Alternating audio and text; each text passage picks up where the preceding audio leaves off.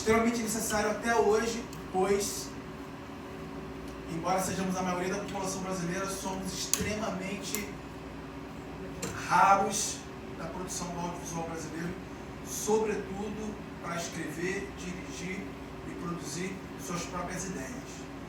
Jefferson D., que é um cineasta de São Paulo, diretores de longa-metragens como Brother, O Amuleto, Correndo Atrás, M8 e Dr. Gama. Diretor também de seriados de TV streaming, como a série Pedro e Bianca, que foi vencedor do Emmy Kids, né? E tem uma trajetória extremamente orgulhosa pra gente, que tem a honra de dividir a mesma cor da pele que ele. É uma honra para mim estar aqui hoje para debater com o Jefferson D.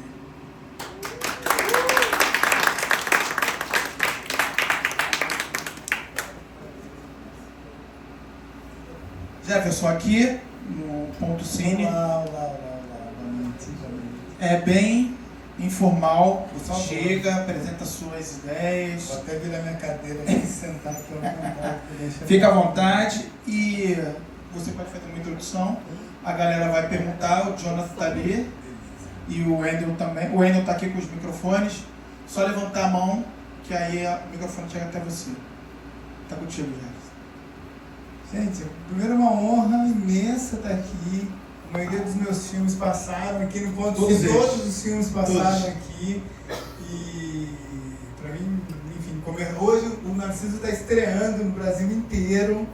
E eu quis estar aqui para começar essa jornada do filme. É muito importante para mim estar aqui, porque obviamente sou uma pessoa preta, sou uma pessoa... Lá em São Paulo é que a gente fala do subúrbio, né? Lá em São Paulo é periférico, filho da dona Sônia, do seu José, sempre estudei em escola pública e sonhava em fazer filme e as coisas aconteceram, né? E aconteceram por causa da escola, por causa do estudo, por causa do conhecimento. Então é muito bom começar essa jornada desse menino, Narciso, que é também um menino que está se conhecendo, né? E como ele, eu também fui essa pessoa que não queria ser um menino preto, eu queria ter pais brancos, eu queria ter uma vida diferente daquelas ou igual àquelas que eu via na televisão, e eu era muito diferente. Então, o Narciso fala muito de mim também, né? De quem eu sou, de como foi minha jornada. Fui uma criança muito amada, né? Enfim, estou muito feliz. Só para dizer tudo isso que eu estou feliz. Estou feliz de estar aqui com vocês hoje. Quero olhar bem para vocês, que no dia do Narciso eu estava aqui com vocês, juntinhos com vocês. A vida realmente tem sido muito abençoada e é isso. É muito importante para mim estar aqui.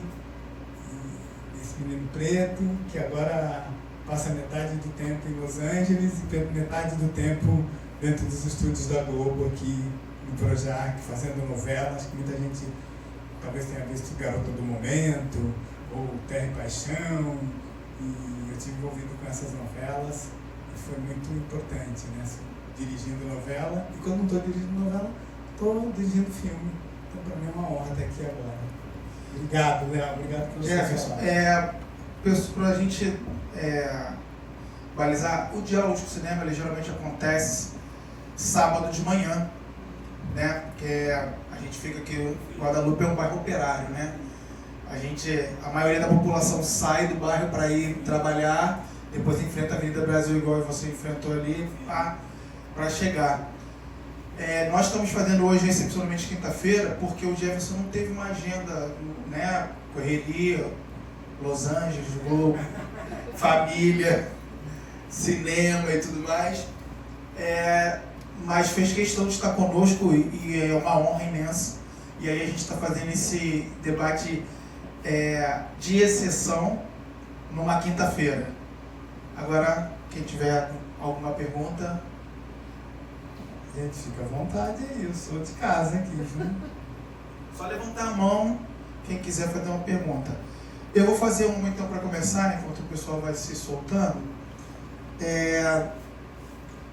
Jefferson, muitos sonhos, né? Muita luta para conseguir tirar as máscaras brancas que nos são impostas, para conseguir, num país extremamente desigual, reunir recursos e profissionais para fazer suas histórias chegarem na tela, assim. Queria que você, hoje, já estabelecido, reconhecido, inserido nesse mercado ainda excludente, como é que você se vê hoje como cineasta? Como está a sua realização e como você se vê nesse local que muitos querem estar, né? E muito dificilmente chegarão se as estruturas permanecerem como estão. É isso. Primeira coisa, as estruturas, elas são tão contra a gente, né? Não nos favorecem para chegar. Qualquer jovem, né? Qualquer jovem que não tem sobrenome e que não é ali, não mora na Zona Sul ou na região rica de São Paulo, do Rio, tem uma dificuldade muito grande em acessar esses lugares. O meu caminho, que eu sempre vou repetir continuamente, é o conhecimento. O que mudou a minha vida foi a escola, né? Eu me lembro que eu queria, como qualquer criança, eu queria ser um jogador de futebol e jogar no time lá da minha cidade, lá que é Taubaté. Todo mundo conhece Taubaté por causa da grávida de Taubaté. Agora conhece por causa do Jefferson também. Mas eu queria só ser jogador de futebol do Taubaté. Eu queria ser centroavante do Taubaté, me lembro bem. Eu comecei muito mal na escola, e minha mãe tirou da escola do futebol e falou: enquanto você não melhorar as suas notas, você não pode voltar a jogar futebol. E aí eu passei a estudar mais, e aí gostei desse negócio de estudar, de ir para a escola, de ler, de tirar nota alta e tal. E aí foi a vida levando. Então, para mim, por eu ter esse lugar de não há outro caminho que não o conhecimento, né? E é muito difícil chegar nesse lugar. Então, eu tinha que, muitas vezes, trabalhar o dia inteiro, estudar, trabalhar o dia inteiro e aprender mais.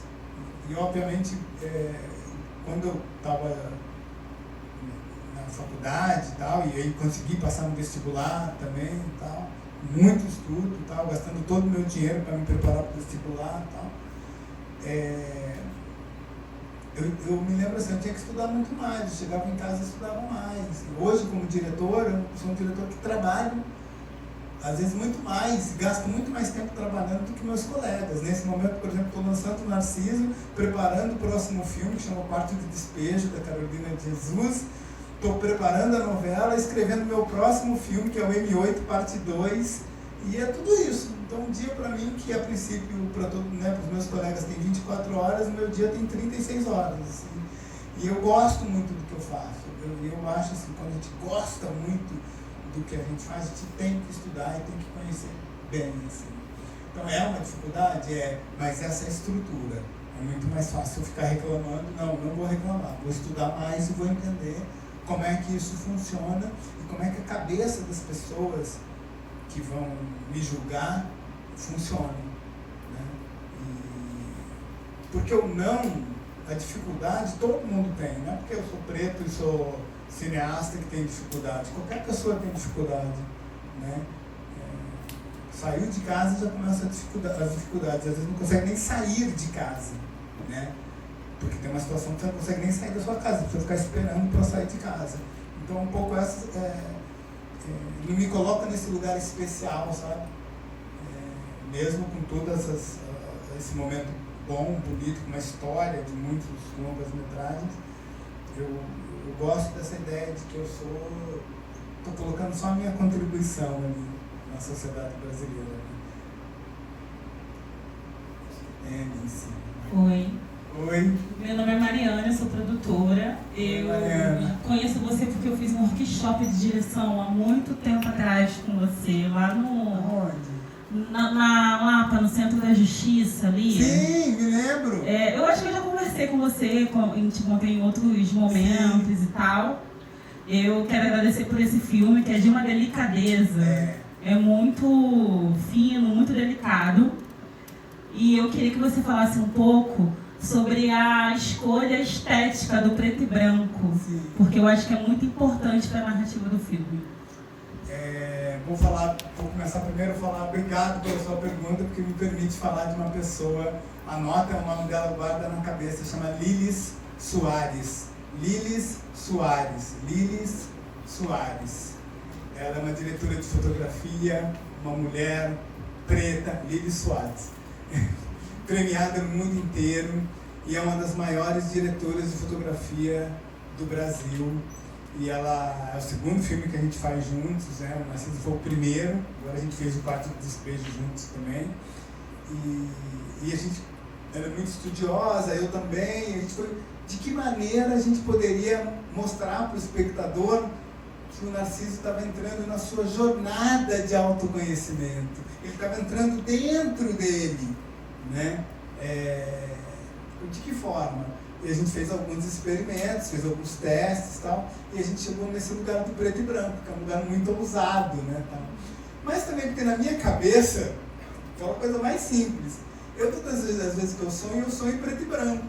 Eu não me lembro das cores do meu sonho. Não sei se alguém aqui é psicólogo e tal, mas assim, em geral eu não me lembro das cores, eu lembro da situação, né? Eu lembro do pesadelo e tal, mas eu não me lembro das cores.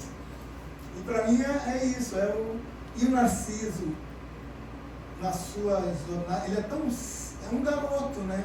Um garoto preto, órfão, que começa o filme com a rejeição.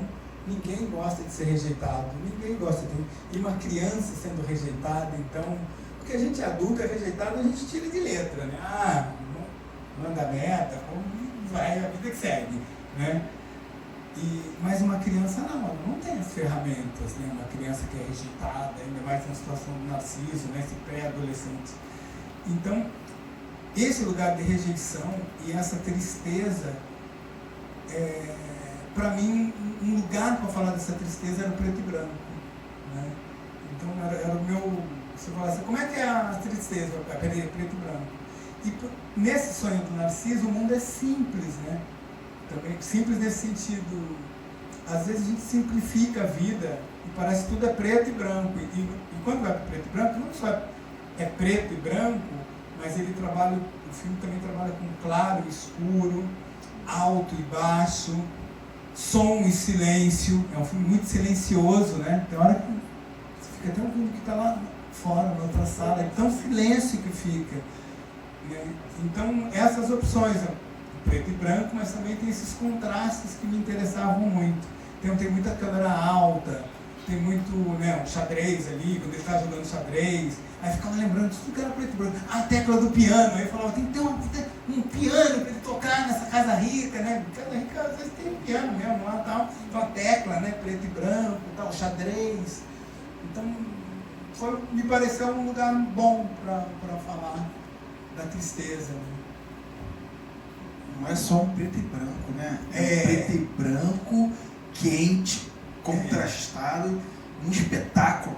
Eu falo preto e branco, mas assim, tem uma coisa muito legal, vocês assistam o filme de novo, não porque eu estou falando, mas é porque assim, a primeira vez quando ele aparece na casa, quando ele levanta assim, e ele está dormindo, e aí ele está de pijama, e o pijama está escrito N de Narciso, e dá para ver o entrelaçado do pijama dele, e aí se você prestar atenção é de algodão, uma coisa chiquérrima e tal, e o rosto dele, né, a textura da pele preta. Então para mim também tinha esse lugar de mostrar a nossa pele preta com uma exuberância. A gente é muito bonito, muito bonito. E o Arthur Ferreira, que é o nosso ator, é um menino, pô, lindo. Imagina um cara bonito. Ele tem Michael B. Jordan. Ele já o teve Arthur aqui... é mais bonito do que o Michael B. Jordan. Ele esteve aqui já com a gente. Arthur é um querido. Na reabertura, a gente... Na festa de Léo. A gente conseguiu 4 anos fechados, né? Fechou uma pandemia, depois a gente demorou bastante conseguir reorganizar tudo, conseguir dinheiro para fazer reforma. E a reinauguração do cinema foi com a festa de Léo, ele esteve aqui com a gente. Ele realmente... Ele é incrível. Até a gente filmou um ano e meio atrás, e a gente não se via desde que eu tinha filmado. Aí a gente teve lá, passou um dia lá no pré-estreia, uma sessão de debate no Estação, e aí chegou aquele menino desse tamanho. Assim, que isso? Você estava proibido de crescer! Mas é isso. E nesse preto e branco tem um plano, né, um closão nele, que na iluminação no preto e branco, o rosto dele ficou com a pele e a iluminação branca aqui na dualidade do mergulho interior. É isso. É muito bonito. Eu nunca tinha feito um filme em preto e branco, então assim, pra mim, assim, quando eu vi pela primeira vez, cara, como é legal o preto e branco, né? Como é... E eu falo isso assim, tudo bem, vai passar depois na televisão, provavelmente na Globo, vai ser legal e tal, mas ver aqui, grandão, uma pele preta, seu Jorge pretão ali, que maravilha, né? Vai ser legal em casa também, mas, pô, aqui é maravilhoso. O cinema é feito para ver na sala de cinema. É isso. Mais alguém? Mais alguém? Ninguém quer fazer pergunta, gente? Aproveita a oportunidade. Eu faço isso, pô. Boa noite, gente. Boa noite, Meu ator aqui, por favor, já dirigiu, pô. Dirigiu. É isso. E muito feliz, muito grato de estar podendo assistir assim com você. E por ser ator, por estar nesse meio, né, a gente está muito acostumado da forma que as narrativas de nossas histórias são contadas de uma maneira de violência, né? Ou contada por um viés do que a sociedade quer que seja contada. E falando de Narciso especificamente, tem muita beleza, muito lúdico, né? Esse realismo mágico. E aí eu queria saber como é para você, assim, você entendendo essa responsabilidade, né, quanto cineasta, de contar nossa história. Qual o poder disso, assim, para você, sabe? Trazer essa ludicidade para nossa história.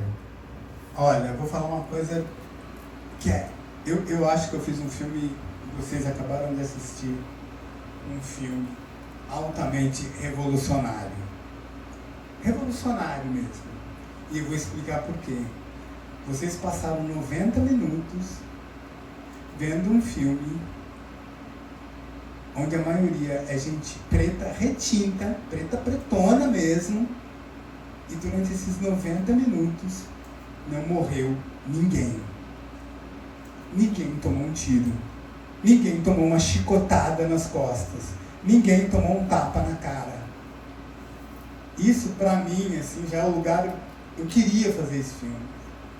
Quem já viu meus filmes sabe que muitas vezes acontecem, tem situações de violência e tal, mas eu queria muito falar do afeto, eu queria falar muito do amor.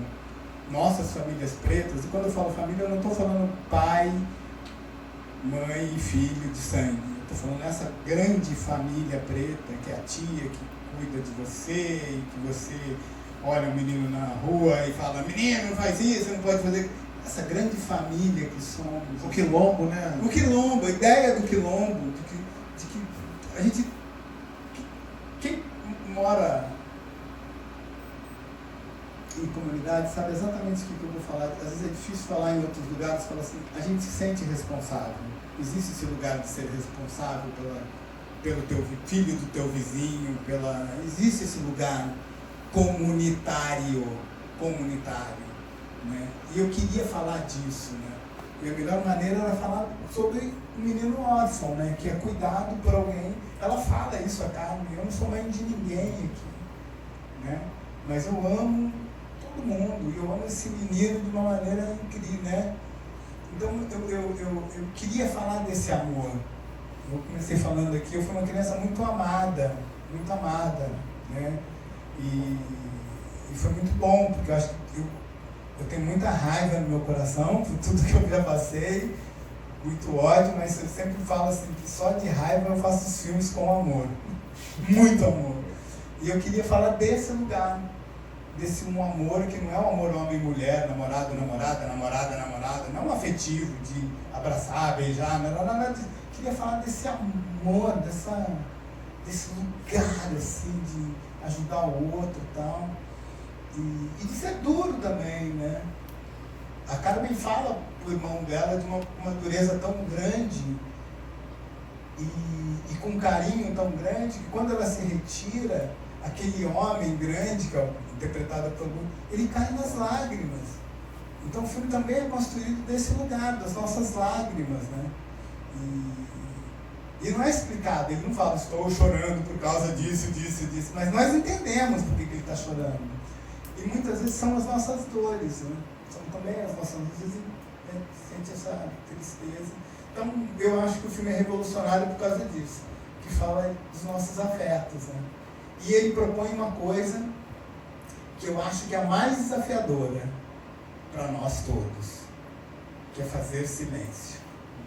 Nada é mais incômodo para a gente do que fazer silêncio.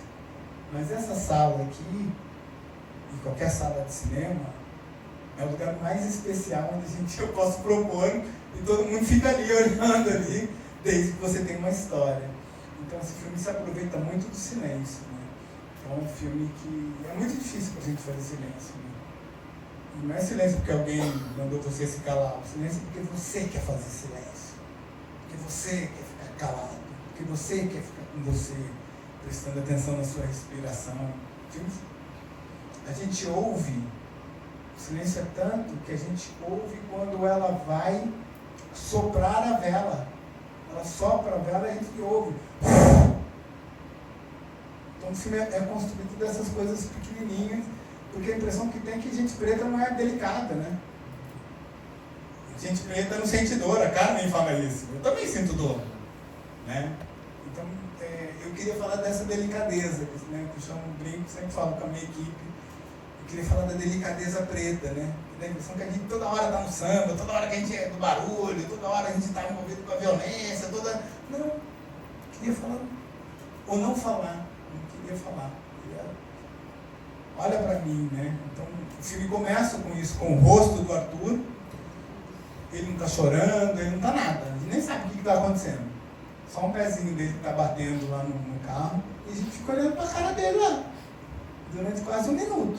Fica olhando aqui. Que merda de filme é esse aí que não começa? Esse menino está lá parado, não. É esse lugar que eu queria propor para os espectadores, né? Hoje propondo para os espectadores do Brasil inteiro, esse lugar, olhem para a cara preta, olha para esse corpo preto. E eu acho que a gente viu esses corpos pretos, né? De várias maneiras, né? Eu ia chegar a comentar isso, vou passar já, sabe de uma pergunta, que na sua filmografia eu acho que é o seu filme mais intimista e ao mesmo tempo mais ousado, né? Porque geralmente você estrutura suas histórias, né, em estruturas sociais já postas, desde a invasão e aos séculos de escravidão que desembocam nesse Brasil que a gente tem hoje. E esse filme você propôs não olhar a estrutura social, olhar o impacto interno dessa estrutura, uma outra perspectiva que foi fantástica, assim. Tá de parabéns. Eu sou seu fã. Obrigado, eu nunca tinha ouvido, não, porque às vezes a gente faz o filme sem saber que filme fez, e aí quando eu ouço assim, você falando, eu falo, então, foi isso que eu fiz? Então responde a minha pergunta, porque a minha pergunta está muito em cima disso. Prazer, meu nome é Jonathan Barroso, eu sou coordenador de sala aqui do Ponto Cine. Já dizer que é um prazer muito grande te conhecer, a gente já trocou uma ideia ali fora, eu, você e o Vinícius, já contei um pouco da minha história, você já contou um pouquinho da sua. Inclusive, você já respondeu parte da minha pergunta, né? Que era qual era o sentimento que você queria ou desejava passar através do filme. Mas a minha pergunta vai agora, tá? Você falou que estuda, né, como as pessoas podem reagir ao seu filme. A minha pergunta contrasta muito, né? Porque assim, hoje a gente está conversando diretamente, você tem uma ideia do que as pessoas acharam diretamente do teu filme. Mas aquilo que você desenhou na sua cabeça é de fato aquilo que as pessoas estão pensando ou não tem tanta diferença? Ai, que difícil isso, saber isso. Eu não sei o que as pessoas estão pensando, mas eu sei que quando a gente escreve uma história, ou quando a gente conta uma história, você corre o risco de ser ridículo, né? você fala, né, quando a gente fala uma coisa muito sincera do coração da gente, quem está te ouvindo pode, nossa, que ridículo esse cara. Tá falando de silêncio, fez um filme chato pra caramba, pessoas ficam em silêncio toda hora. Eu não sei exatamente, né? Mas eu sei de uma coisa, todos os filmes que eu fiz porque eu queria ver o filme. Que legal. Deve ser muito legal. Eu pagaria o ingresso, sentaria aqui e iria ver esse filme que eu fiz, mas o Dr. Gama, que é sobre a história do Luiz Gama, eu veria uma novela chamada Garota do Momento, que é uma novela que eu dirigi, porque eu achei legal a novela. Quando eu li, eu falei, nossa, é legal, eu queria ver. Você já se enxerga como consumidor final? Já. Eu gosto daí, eu consigo, né? Me preparei para isso, falei, poxa, eu vou contar essa história. Vou dar um exemplo. Acho que talvez em novembro, não sei ainda, mais pra frente, vai estrear um filme chamado Quarto de Despejo, da Carolina de Jesus, que eu dirigi. Era um filme que eu queria ver. Eu queria ver. Óbvio que eu queria ver um monte de filme, eu queria ter feito Pantera Negra também. E outros 500. Queria ter filme pelos Pecadores também. Eu queria ter feito esse filme, Moonlight, eu queria ter feito esse filme também. Né? Mas, enfim, sou brasileiro com muito orgulho e queria fazer esse filme agora. E acho que também a gente vai fazendo o filme, acho que tem a ver um pouco com o que a gente está falando aqui. E o Ponto Cine é testemunha. Quando eu era jovem, eu fiz um filme de uma forma jovem, com os meus pensamentos. Com a chegada dos Cabelos Brancos, eu faço um filme também. Eu falo, quero fazer um filme sobre o silêncio. Porque talvez eu mesmo esteja sendo um cara mais silencioso hoje. Eu falo pra caramba, gente, mas assim, eu gosto muito desse lugar da reflexão. Né? Eu acho necessária hoje em dia a reflexão. É muito tempo que a gente passa no Instagram, no Facebook, no TikTok. É necessário esse momento. Toda hora tem alguém falando, algum aparelho ligado. Então é necessário a gente, em algum momento, você com você. E quando a gente se depara com a gente, por isso que o Narciso não pode olhar no espelho, senão o encanto se quebra. Porque quando a gente olha no espelho, é a hora da verdade. Né? Todo mundo se arrumou para vir no cinema e tal, mas o último lugar que você passou foi, poxa, em frente ao espelho. Você estava tudo bem, se não tinha arranho no nariz, se não tinha feijão no dente, se o cabelo estava no lugar. Mas, então o espelho tem esse lugar. Não sou eu que está inventando isso não. Na Branca de Neve está lá também. Né? Ela olha no espelho e vê que ela ficou mais velha, ela não gosta daquilo e quer ter o corpinho da Branca de Neve lá. Tá? Então é uma história meio que... Eu não respondi sua pergunta, eu fiquei falando. Temos uma pergunta lá.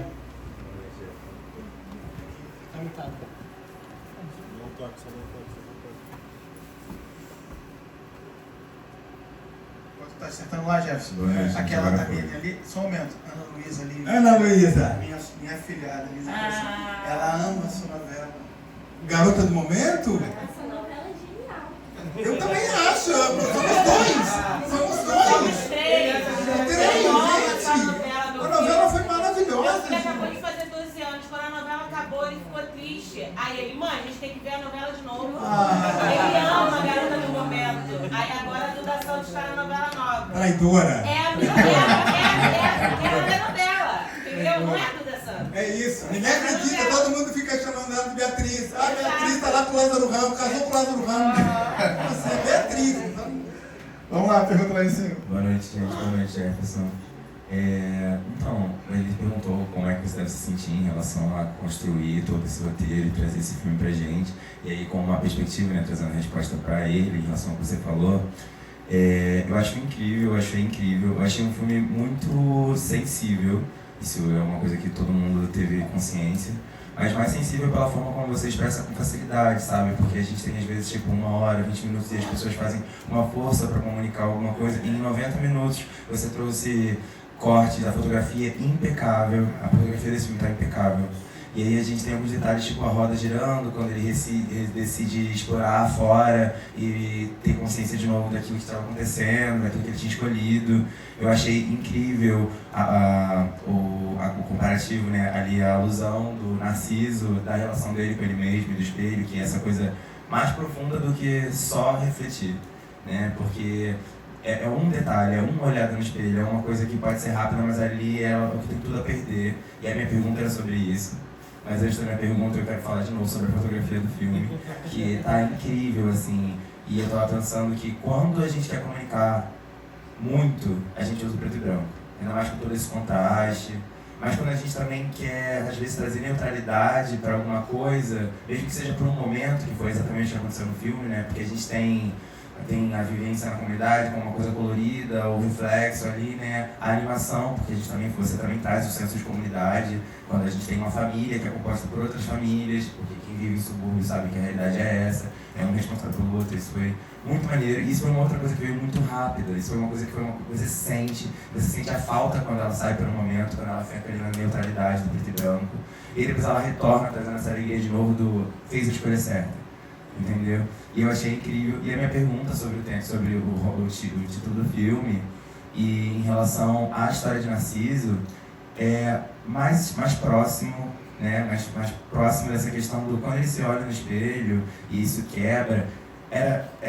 Eu acredito que você tenha pensado sobre isso, né? Como diretor, né? Que é uma coisa muito detalhada, mas quando ele se olha no espelho e ele tem essa reflexão, é sobre a vivência que ele teve, a falta que a comunidade, que esse senso de comunidade faz nele, traz para ele, é sobre tomar consciência de quem ele é, sabe? Porque isso é uma coisa que, apesar de parecer muito óbvio, ao mesmo tempo eu sinto que diz muito, tem muito a dizer sobre isso. É um segundo olhando no espelho que quebra todo o desejo que ele fez, de todo um questionamento de vida, mas ao mesmo tempo isso é único, porque esse único segundo que ele se olha no espelho, ele tá ligado aqui, representa tão intencionalmente.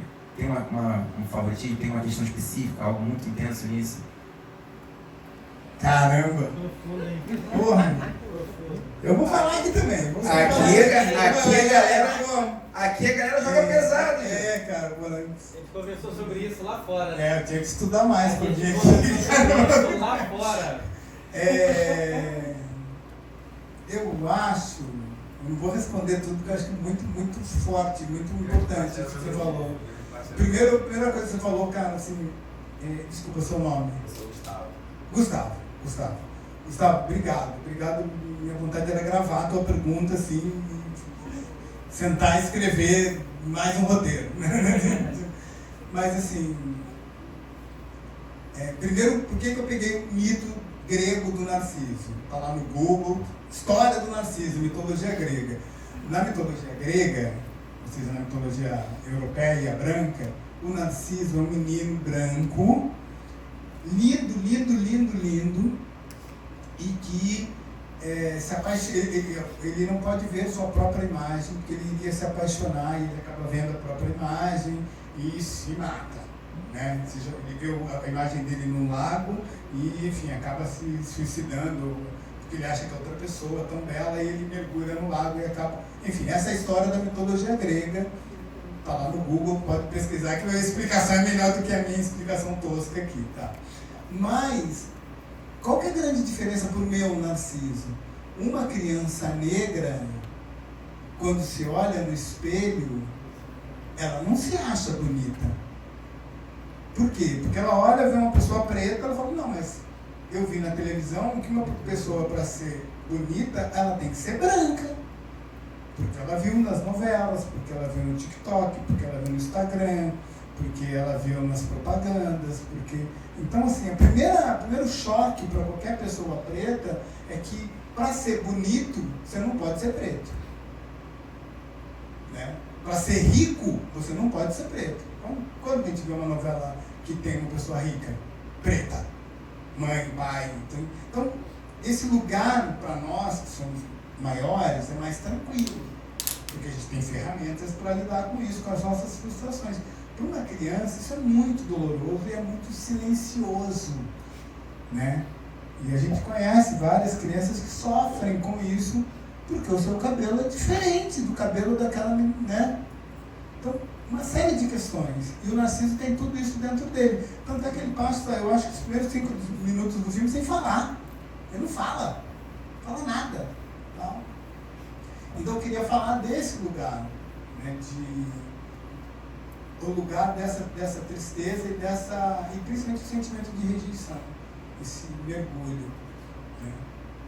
Mas eu esqueci metade do que você falou, do que você comentou. Mas eu me aproveitei de alguns mitos, né? Um desses mitos foi o Narciso. Teve um outro, e aí eu percebi que na mitologia grega, esses mitos todos não explicam a gente. Aí que é onde eu fui buscar? Pô, na macumba, no Oxóssi, velho. O Oxóssi é mais brother do que eu, mais próximo de mim. Tá do meu lado aqui, o Kearô, tá aqui do meu lado o tempo todo. Né? Então eu queria também que a gente explicasse com referências brasileiras. Fala, me ajuda a responder. Então, eu adorei o paralelo em relação a Narciso, e a sua resposta foi precisa em relação a trazer esse comparativo em reflexos, né, que trazem...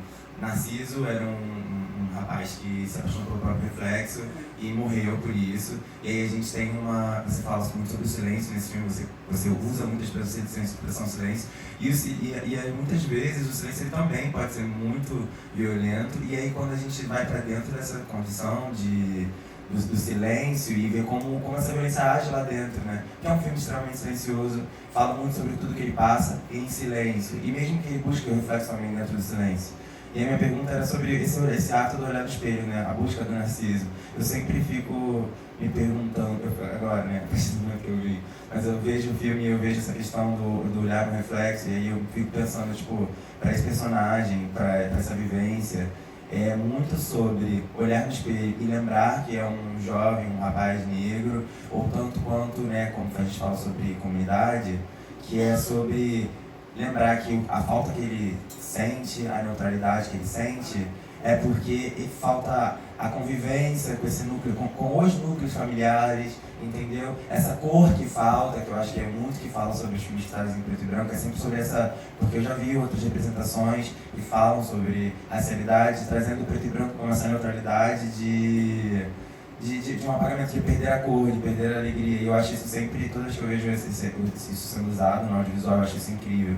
Então quando ele se olha no espelho, ele sente falta, ele reconhece, ou ele também sente muito falta daquilo que o coletivo dele, da família dele, de pessoas negras, ele traz, essa união, essa vivência, entendeu?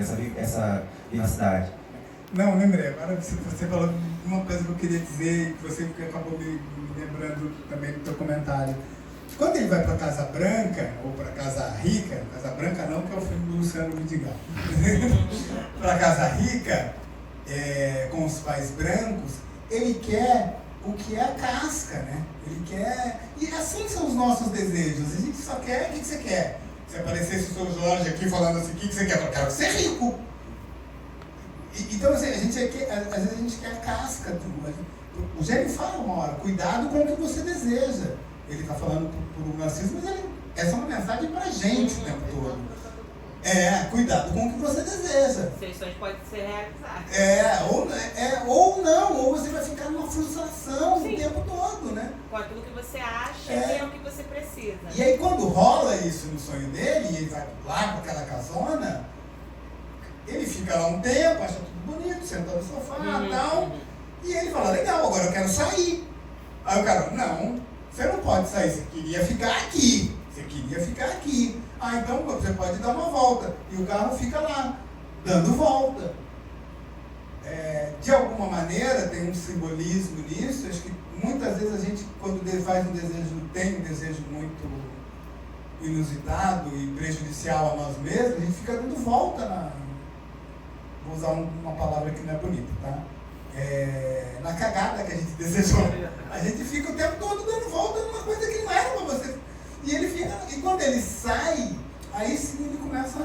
Aí ele sai pro mundo que é difícil. Tem um maluco lá que corre atrás dele, ele pega a bicicleta, não sabe pra onde exatamente está indo, está dando ele em voltas.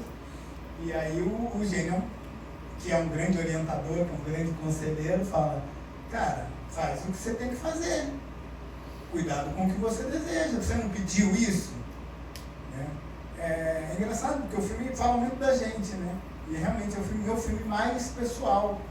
Fala muito de mim. Eu falo assim, cara, eu quero fazer cinema, lutei para que isso acontecesse. Legal, e agora? O que você quer?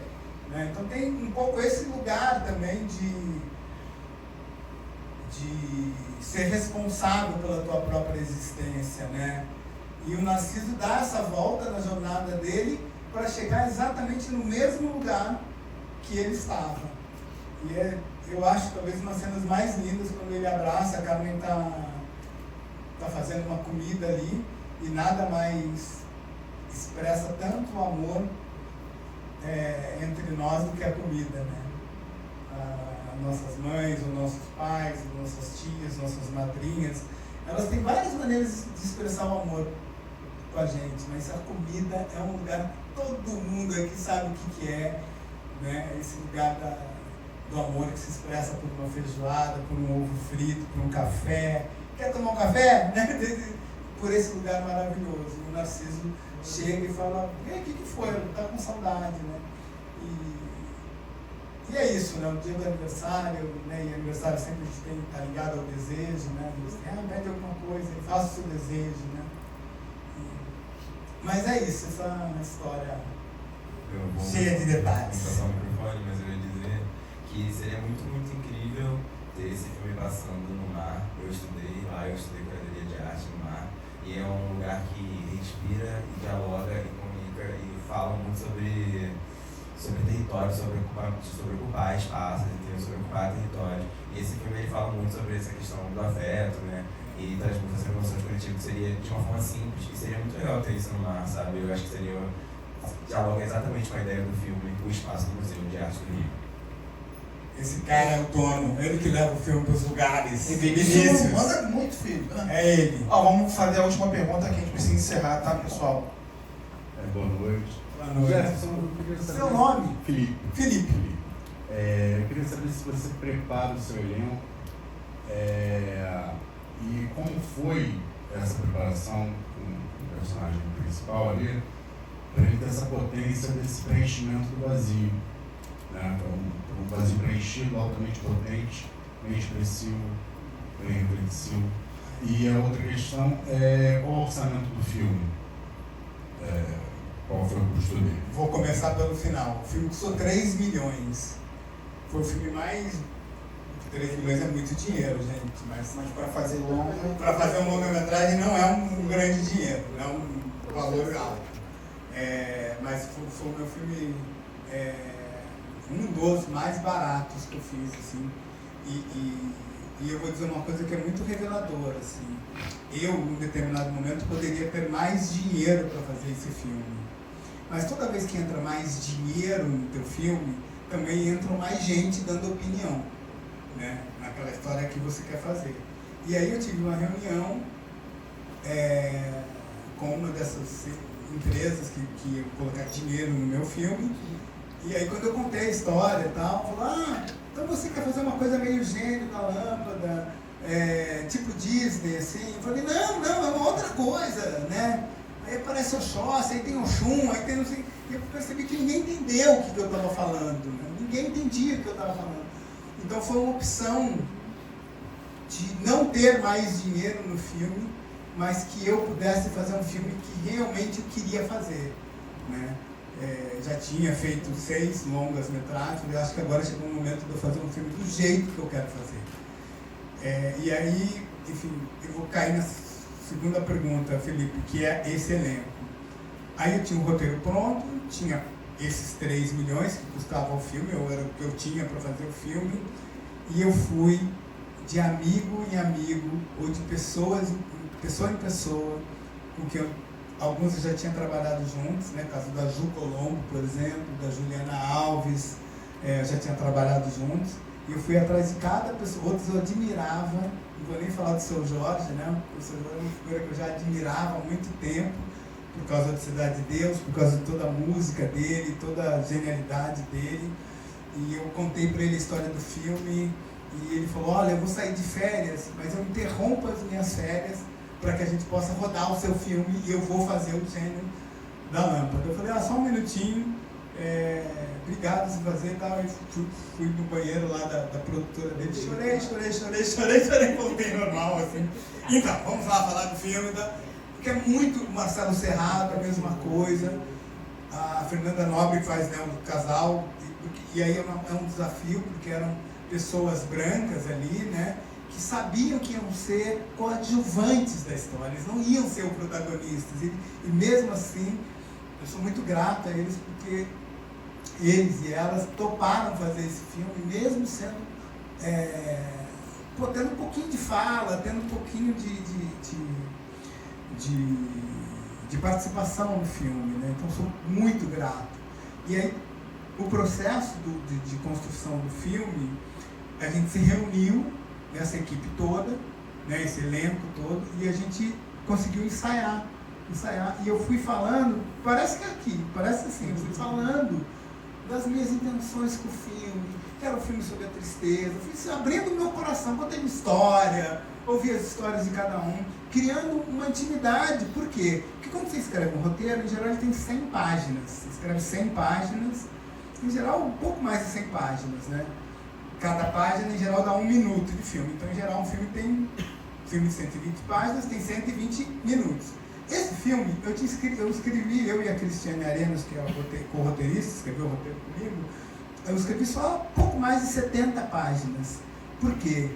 Porque os atores e as atrizes tinham que completar o resto. Então, eu nunca escrevi que depois da conversa com a sua irmã, a Carmen e o Joaquim tivesse que chorar.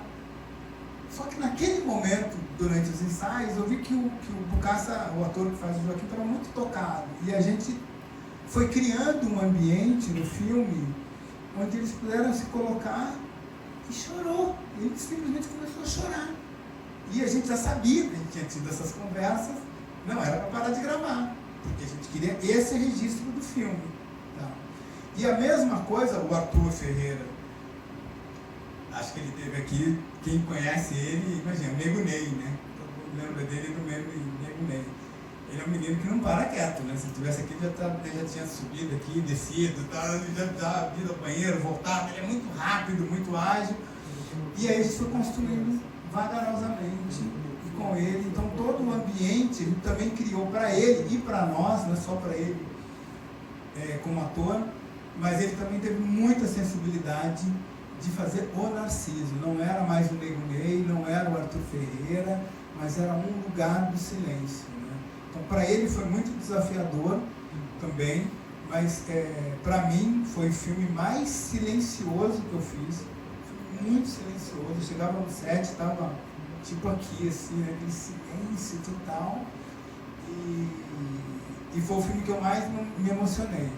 Eu chorava todos os dias, em alguma cena que eu estava filmando, eu chorava.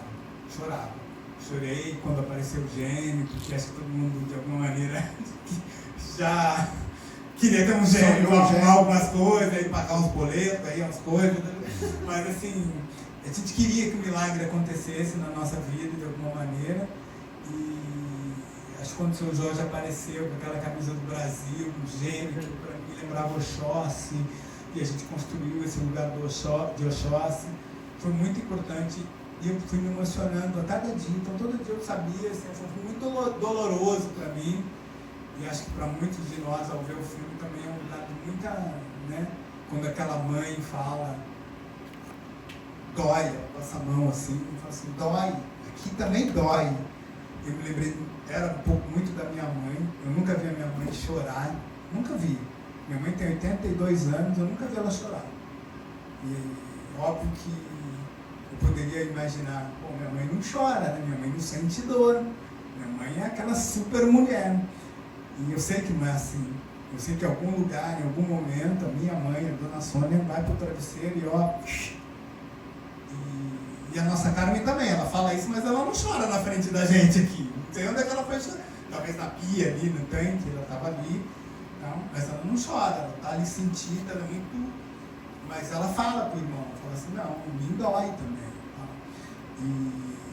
E esses momentos todos são momentos de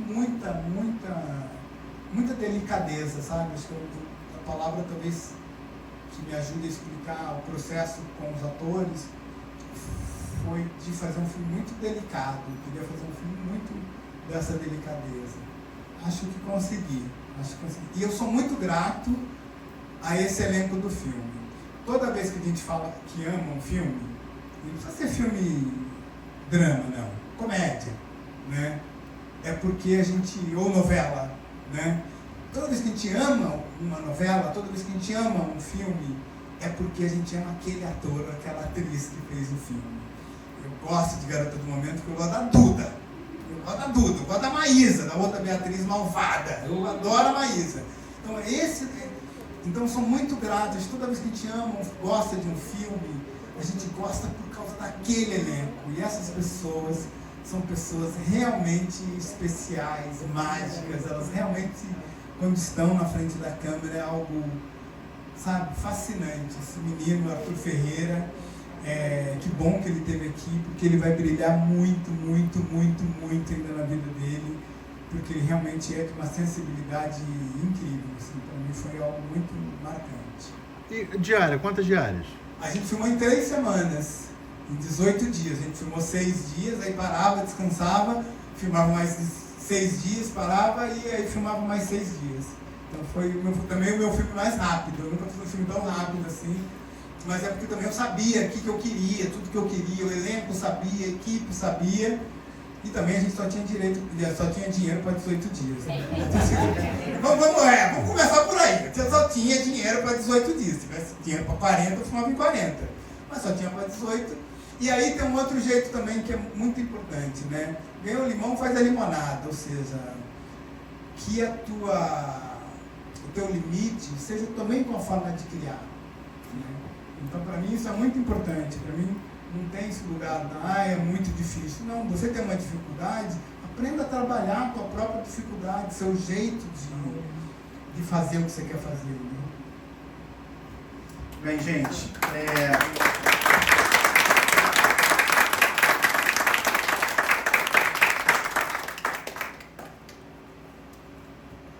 eu sou nascido e criado aqui em Guadalupe, eu tenho 45 anos. Guadalupe é meu lugar, eu não tenho pretensões de me mudar daqui, meus pais moram aqui, a minha família, a imensa maioria da minha família mora aqui. Eu já poderia ter me mudado de Guadalupe por N motivos. Graças a Deus encontrei uma esposa que, assim, a gente não tem muitas pretensões materiais, a gente tem pretensões filosóficas, existenciais. E, dentre elas, a gente está muito satisfeito com o lugar onde Deus nos colocou, que os orixás nos colocaram, que foi aqui em Guadalupe. Eu luto por esse lugar da forma que eu posso. A forma mais contundente que eu tenho de lutar e um compromisso que eu firmei desde muito cedo foi de batalhar com todas as forças para manter essa sala de cinema aberta, para poder oferecer 73 lugares, 4 vezes por dia, para que as pessoas possam assistir filme brasileiro. Essa é a minha luta. E como todo mundo, eu também converso com o meu gênio pedindo que ele realize alguns desejos. Hoje eu realizei um desejo de estar aqui debatendo com um cara que é uma imensa inspiração para mim. Queria agradecer. Desculpa, eu sou assim mesmo, choro, 2. Isso faz sentido para mim, isso é que reflete para mim que o valor do trabalho. Porque conta para pagar a gente sempre vai ter e a gente dá um jeito de arranjar para pagar, né? Mas o que vale, o que a gente viveu aqui, que esse grupo seleto, privilegiado, viveu nessa quinta-feira à noite, em que o Flamengo está sacudindo nem sei quem é o adversário. Alguém. Eu estaria no Maracanã. Eu abdiquei porque o Gênio falou, você tem essa escolha. Eu não titubeei em nenhum momento. Eu falei, não, eu vou fazer esse debate porque o Jefferson é uma inspiração para mim, que também tem as minhas histórias, que também escreve os meus roteiros. E eu queria agradecer a presença de vocês, mas queria agradecer muito, Jefferson. Não é o teu filme de hoje, é a tua trajetória. O fato de você falar assim, eu tinha 3 milhões e fui conversar com algumas pessoas e elas topavam, é porque você é essa pessoa. As pessoas enxergam o que você faz, além do cineasta que você é. Eu enxergo de longe, sim, e eu tenho certeza que as pessoas que estão mais próximas de você enxergam também. Eu espero que você esteja aqui com o quarto de despejo, que cabe. Estarei. Por favor. Né? Meu parceiro, menino. Ele. Não, meu parceiro. Se não vier aqui, é ele. Não, vai vir, eu sei.